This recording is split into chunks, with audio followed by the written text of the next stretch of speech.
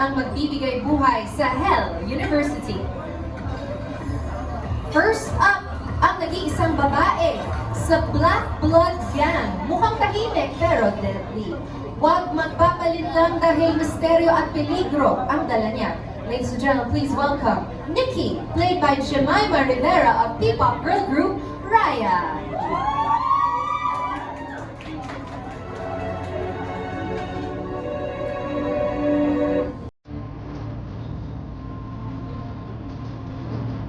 Of course, playing the role of Nikki, we have Jemima Rivera. Next up, matalino, palaban, walang filter. Isa sa pinaka-solid na kaibigan ni Zayn sa Hell University.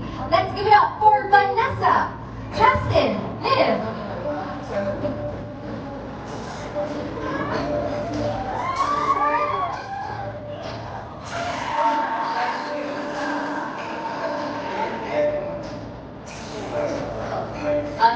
Amazing outfit. All right. Ang susunod po, he is the leader of the Black Blood Gang and ranked number 3 sa top 10 ng Hell University.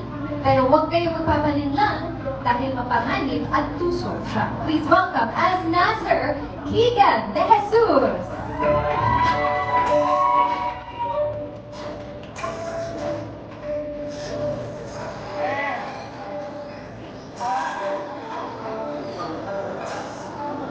Alright, next up, ladies and gentlemen, always dependable, always game.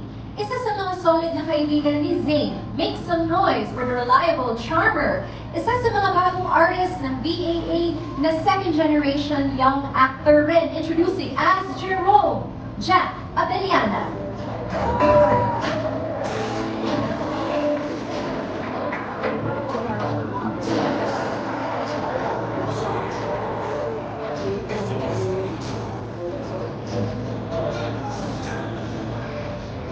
Alright, ang susunod mga kaibigan, siya ang ride or die best friend ni Matt. The kind of guy you want on your team inside Hell University. Give it up for the ever dependable and also a member of P-pop group Cat, as Dave, Derek Ong.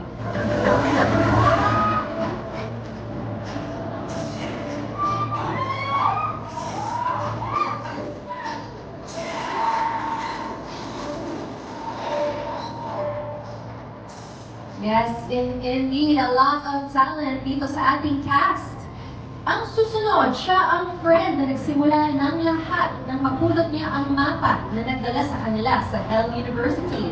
Give it up for the adventurous sweetheart na isa sa mga bagong artist ng BAA na third generation young actress and showbiz royalty rin. Introducing as Mia, we have Gabby Ejercito.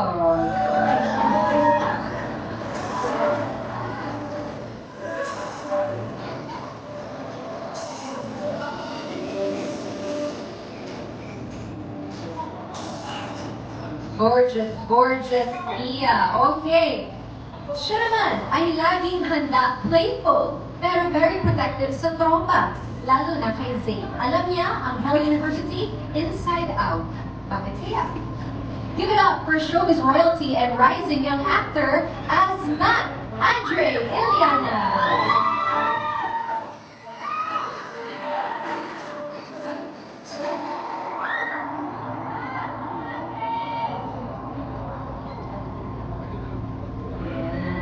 Let's go, Andre.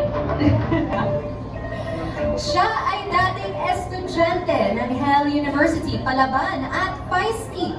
Nang bumalik, dala niya ang lihim at kwento na hindi pa tapos. Let us all welcome Aubrey Caraan as Samantha.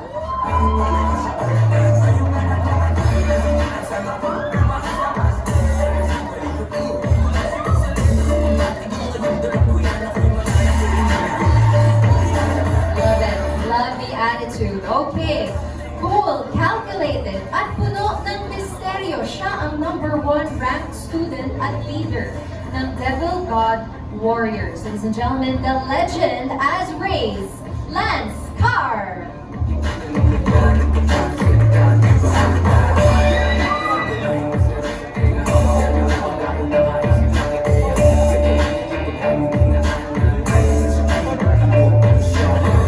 Hello, Lance.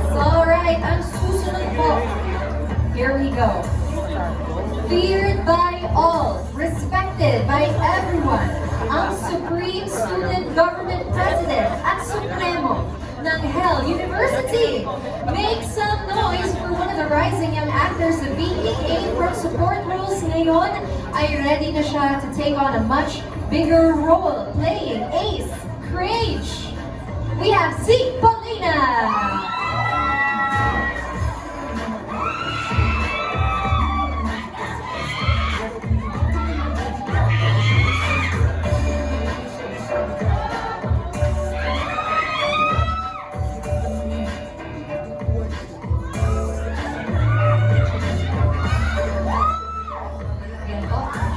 Supremo ng Hell University.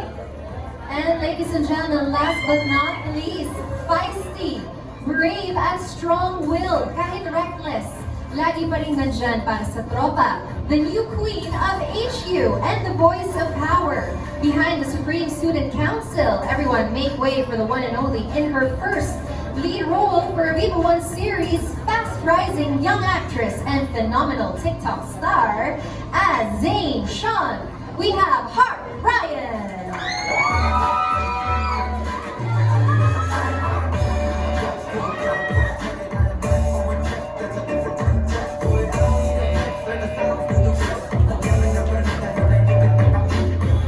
All right, before we do our group photo, which is our usual, nakikita natin sa kanan dito ng stage, we have something hidden. I wonder what that is.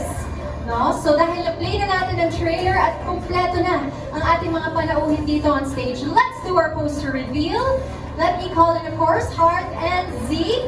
Sabay-sabay natin, tulungan niyo ako magbilang ha, ladies and gentlemen. So, this is also the first time na makikita ng cast at nila Direk hindi ako sure kay Direk, pero ang ating poster, alright? So, on the count of 5, sabay-sabay natin i-reveal ang poster. Let's go, ladies and gentlemen, on 5, 4, 3, 2, 1! Alright, ladies and gentlemen, of course, the official poster of Hell University!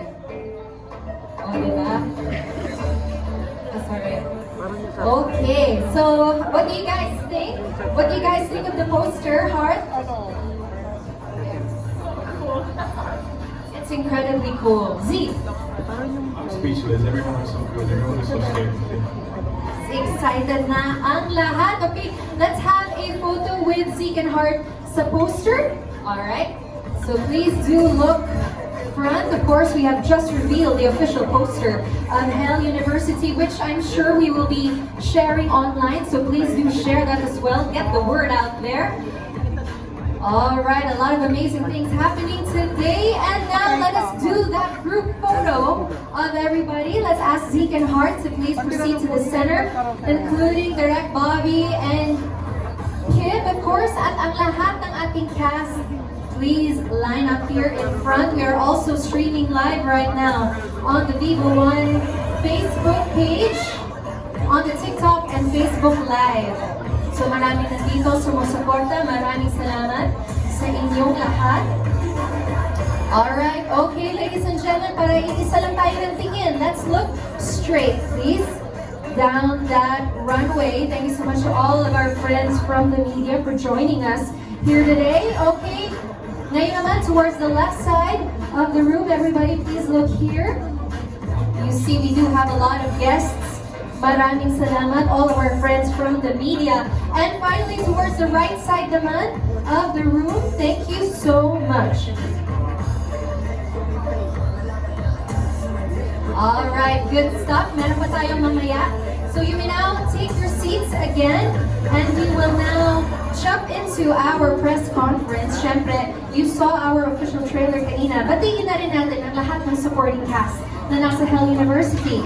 That includes veteran actress Andrea Del Rosario and veteran actor Johnny Revilla, character actor Mark Aqueza, young actresses Andrea Babiera, Rafa Victorino, Brie Barameda, Juliet Claris, Ashanti Gorospe, Jean Kylie, at syempre ang ating young actor Teifa Yosef, also including P-pop Alamat members Jao Canlas and Alas Alvarez.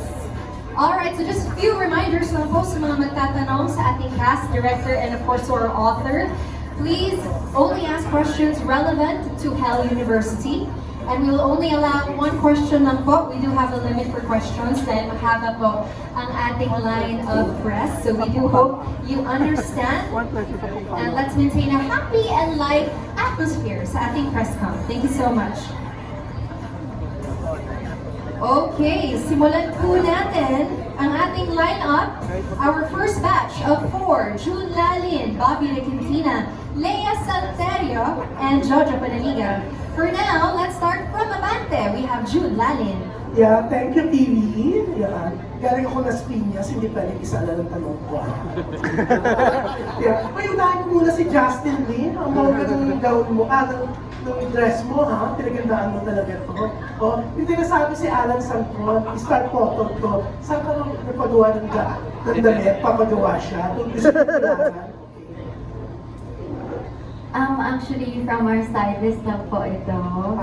Yeah, from the prod. Ang bongga, favorite ka.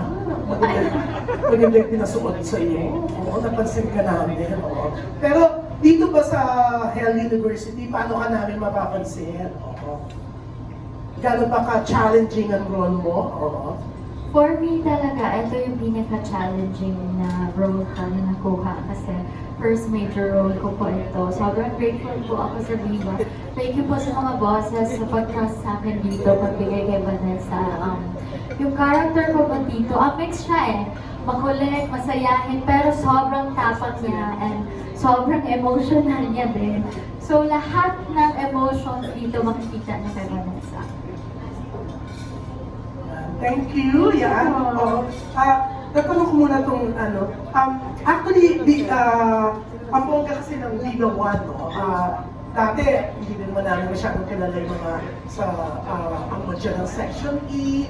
Pero biglang viral, sikat na, bubongga, di ba? Daming pinasikat ng Viva One, di ba? So, eto, mukhang sina Heart and si Polina na susunod, di ba? O kayo ba expected din nyo na after Hell University, kung gaano kasikat na yung mga ibang nauna sa inyo sa Viva One, ganun din ang mangyayari sa inyo? Well, we'll see, basically. Tinan natin kung anong opportunities represent sa atin. Pero, ang down na anything that people represents our way. Yan medyo may hinga daw, pwedeng palakas. Sorry. We'll be open to anything that Viva gives us, the opportunities. We're very blessed for that. And yeah, but we'll see. We'll see. Yeah, thank you. What about you, Heart? For me, actually, I don't want to set expectations, but I just really want to do my best and show my best. And Yeah. I'm just really grateful. Yan, mukhang exciting naman yung mga nakita namin kanina doon. Pero eto Lance, asa si Lance Carr? Yan. Oo, yan. May mga gustong mangumusta? Oo, nabawi na raw ba ang cellphone mo? O tuluyang nawala? Nasa ano na po siya ngayon, yung update ng cellphone ko nasa Shenzhen, Guangdong, China na po siya ngayon. Pero nag-one stop muna siya sa Green Hills bago pumunta ng China. Sa tracker po. Ikaw ba nakapunta na ng China? O nagtalbugan ka ng cellphone mo? Nawala pa yung cellphone ko dun sa Guangdong, China. Pero yung nasa Green Hills siya, na-trace siya? Yes po, na yung unang-una po talaga sa Green Hills na siya. Pero, I mean, sino ba namang aamin na, di ba, kung isa-isa yung mga cellphone stores doon. So, binaliwala ko na lang, so parang new one. And then, nung nakita ko na yung bagong location niya, sa China po siya ngayon. Pero sabi mo, binaliwala mo. Ibig sabihin, wala kang dapat ipag-worry, walang something dun sa cellphone. Wala po. Wala. Pero di ba si Marco Gallo, nag-offer siya ng 20,000 pesos. 20,000. Sabi ko nga sa kanya, ano ba yung sasabi mo? Wala akong 20,000 doon eh, tapos magpapareward ka ng 20,000. Kala ko si Marco magbibigay ng 20. Hindi ako po ate. Ikaw? Oo, kasi sasabihin ko sana sa'yo, kunin mo na lang yung 20 kay Marco, di ba? Oo. Pero eto, last question na. Kasi interesado sila Jojo Gabinete, yung mga iba dito sa table namin. Kay Jack Abellana. Jack, relatives mo ba sila, sila Ray PJ Abellana? Yes po. Ano ka mo? Yung dad ko po, which is si Jojo Abellana. Si Jojo! Okay. Oo. So, ilan taong ka na lang ka? Sorry, How old are you? 19 years old po. 19. Yes. Okay na namin dad mo, ma-PR siya. Yes. Pero yun nga, so dad mo pala si Jojo Abellana. Pero yun nga, alam mo bang napapansin ka nila? Kasi look alike ka ng supermodel na si Leo Ramago. I don't know kung kilala mo siya, but if you will Google, parang may hawig kayo, no? Lalo ng pangkahigan. Oo, di ba? Mukhang ano ka raw mukhang model din daw ang dating mo. Kala nga nila, baka screen name na ng Abellana, baka anak ka ni Leo, kamag-anak. Pero yun, pwede ka rin maging supermodel. At hindi kang dating mo. Thank you po. Thank you so much. Pero yan, at least anak ka ni Jojo. Magaling ka rin kumanta? Oo. Ay, sandali. Baka magalit sa akin si Gary Estrada. Oo. So, tatanungin ko yung anak niya. Oo. Hello. Thank you so much. Thank you. Yan ang ganda mo rin, di ba? Oo. Parang hawig ka ng mom and dad mo pinaghalo, di ba? Yeah. How old are you? I'm 19 also. Huh? I'm also 19. You're also 19. So, you and si Rob, We're cousins po. cousins. Tapos may isa ka bang cousin na kasama siya sa isang Korean group, tama? Nasikat na Oh, sikat yes na. po, Caitlin Tan. She's Yeah. in At Heart, a K-pop group. Oo, ayun. Buti hindi ka nagganon-ganon, hindi ka tumulit sa I'm not super hilig sa K-pop, but then I'm super support. We went to Korea also meet my dad before to support her, so we're really proud of her also. How's your mom and dad naman? My Pagdating mom's sa... actually here supporting Ah, me right okay. now, and Si Bernard din? Ay, eto siya. Mamaya tatanungin ko siya kung States mom ba siya or si Galian States dad. Pero yan, nakakatuwa pag nandito nakasupport yung mom mo, di ba? yes po. Oo. Ang dami rin yung kaibigan sa press, kaya feeling ko, oo. Okay. Paano mo na-convince ang mom and dad mo na mag-artista? Lalo na dad mo. Siyempre, ang dad mo, nung binaka siya, bigla siya dahil iba't ibang nakarelasyon din, di ba? Oo. Hindi ba siya mahigpit? Oo. Naman po, they're strict, but in other ways. I think they were actually the ones that pushed me to go into acting and show business because they saw how much it did for them, how much their career grew. So they also want that for me. And also for my older sister, who's also going into show business. Yeah, pero syempre good luck sa inyong lahat, no? Lalo sa Hell University, yan. Syempre, kami excited na. Yan, PB, thank you very much. Syempre, yan po yung The June Lalin Show. Tapos na. So, yung mga susunod na magtatanong, sumunod po kayo, isang tanong lang, okay? Yes, thank you. We expect nothing less. Thank you so much, June Lalin. Also, we'd like to mention na yung ate ni Gabby is also in another Viva One show. Naaabangan nyo ang My Husband is a Mafia Boss. Also on Viva One. Alright, ang susunod na magtatanong. From Manila Bulletin, we have Bobby Requintina. Hello, magandang hapon. Hi, Phoebe. Okay, 2-in-1. Siguro para sa lahat, pati si Derek. Saan kayo na-challenge or nag-enjoy sa part ng paggawa ng Hell University? Saan kayo na-challenge? Or nag-enjoy? Or nag-enjoy? Okay, let's do from one side for everyone. Let's do from one side until the other side, okay? Let's go Keegan, yeah. Siguro na-challenge ako sa mismong location namin. Kasi yung lugar namin is very abundant and ayun, marami talagang mga daanan na pwede akong hanapin or all. So yun, doon ako na-challenge. Nag-enjoy ako kasi pag natatapos ko yung shoot, minsan din, nag-explore kami, ina-explore namin yung place. And sa pag-shoot namin, natutuwa ako kasi kahit pa paano, hindi nawawala yung band namin ng mga cast. For me, actually just yesterday, kasi kahapon, a few hours ago, parang may taping din. Yung scene ko kasi doon parang may isayaw ako. So parang kinakabahan ako kung ano yung ginagawa ko ganun. So parang feeling ko naman, since sa challenging part na nagawa ko. So fun. Sa akin po, siguro yung challenging part is siguro yung laging nagpapanik, never naubusan ng salita. Doon po ako nahihirapan, pero and nag-enjoy po ako kasi nagiging magkakapatid lang po kami sa cast.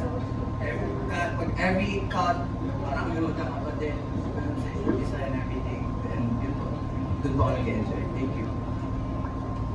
Ako naman po, si Keegan, sa location din po ako nagsa-challenge kasi talaga pong nakakatakot yung location. Actually, si Direk po baka gusto na pong ikwento yung isa pong mga nangyari doon. Pero meron po kasi mga ganong eksena, kaya yun po siguro yung challenging part, yung location po kasi nakakatakot. Tapos yung pinaka-na-enjoy ko naman po is yung bond with all the cast members and especially Direk kasi Direk is very supportive po, hands-on po siya. Napakagaling niya po mag-direct. Tapos talagang director po talaga siya. Talk po talaga direct. Legit po talaga sasabihin niya po sa iyo ng pangit o maganda. Kaya very supportive po si Direk sa amin. Yes, direct. That includes you, Bob. Ayun. First of all, the challenge, both kasi pareho na challenge at na-enjoy ako. Una sa lahat sa material ni Kim.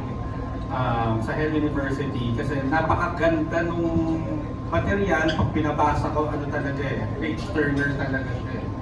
So parang yung challenge is paano namin mapagtutulong-tulungan talagang gawin ng maayos to in honor of his work. And at the same time, both their challenge, it's a challenge and sobrang enjoy din ako makatrabaho lahat ko. Itong mga buong cast na nandito at pati yung mga wala dito. Walang klasikan, araw-araw na challenge ako sa kanila. At na-enjoy ko din dahil nakita ko yung constant na improvement at hindi lang pagdating sa acting skills pero pati na sa bonding ng lahat, pati sa bond ng lahat as a family. At the same time yung based on sa material ni Kim, talagang dahil gusto naming mabigyan buhay yung gawa niya and yung world ng Hell University. Kinailangan din talaga namin with the help of our production designer si Erickson Navarro, kinailangan namin mag-build ng sets talaga from scratch para lang masabuhay yung imagined world na ng school na to, ng Hell University. So, but at the same time, doon sa location namin, na wala man sa kwento, minumulto kami. Minumulto kami. Lahat kami, ang dami ko na-discover dito sa Hell University family na may mga third eye pala, nakakaramdam ng mga presence. And pare-pareho sila na nakikita at nararamdaman. And ayun yung isa sa mga naging bond ng Hell University family. Thank you. Sa akin naman po, yung character ko po dito is naka-mask and contact lens na rin. So medyo uneasy ako at times when acting, pero naitatawid naman ata. Naitatawid naman. So yun yung nakaka-bother sa akin konti. So, pero yeah, nag-bonding kami lagi as a cast and I think safe to say, comfy na kami sa each other, we trust each other now. For me naman, of course, naka-enjoy again yung bonding na talaga sa cast. But as Supremo, nakita niyo naman sa teaser, nakaka-enjoy po talaga yung, embodying this cool character that punishes students. And, parang nakita niyo sa teaser, kinamot ko si Kuya, di ba? So, nakaka-enjoy po yun. It's something, I don't do that, I don't bully people. Kaya, yung galing, pinapayagan ako ng direction para sa show. Pero nakakatuwa yun. Pero at the same time, syempre nonchalant si Supremo, right? Yung sa nahihirapan naman ako, which I'll try my best to do, is yung opposite side naman, yung papakita siya ng emotions. Papakita siya ng yung sa mata, yung romance, yung love. Kaya, ayun, yun yung nakachallenge part. For me po, challenging po naman talaga yung role ni Zane. So, in terms of that, there's a lot of times na pangalan po yung buhay namin lahat. Tapos, yung we would be sticky, sweaty, blood, and everything, dirt. yun po talaga challenging. And then sa location po namin, since abandoned po talaga, wala po kami place na mapapapugasan na properly. So yun po talaga, nahirapan po kami. Tapos, pinaka po na ini-enjoy po namin is yung building, the making of Hell University kasi abandoned talaga. So how did they set up this place to be beautiful, wonderful, and everything na magmukha talagang Hell University out of this world. Doing na enjoy ko. Yun naman. To be honest, one day pa lang ako nag-shoot sa LU. So, hindi ko pa talaga ganun na-feel or siguro hindi pa ako ganun ka-challenge. But for me, challenging sa akin, like portraying a new role. Siyempre, kapangalan siya nung character ko sa isang series. So, medyo mahirap ilayo para sa mga fans. So, yun yung I think challenging for me. And challenging siya sa akin na makabalik ulit sa ganitong genre because ilang years din akong nagro-rom-com because of another series. Yeah, but ayun, looking forward ako to bond with them more on set kasi naka one day pa lang. Yun lang. Thank you.